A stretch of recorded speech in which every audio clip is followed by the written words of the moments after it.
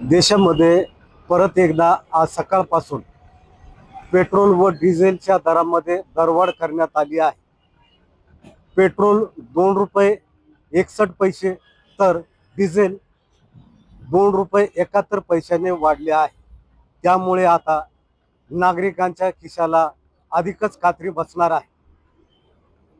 गेल्या अनेक दिवसापासून देशामध्ये पेट्रोल व डिझेलची दरवाढ करण्यात येत आहे।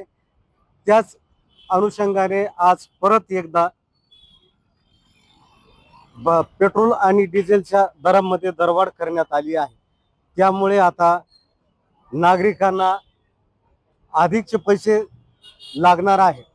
गेल्या अनेक दिवसापासून शहरामध्ये व जिल्ह्यात पेट्रोल आणि डिझेलची टंचाई असताना देखील केंद्र सरकार 10 दिवसामध्ये चौथ्यांदा दरवाढ केल्यामुळे नागरिक आणखीनच त्रस्त झाले आहेत।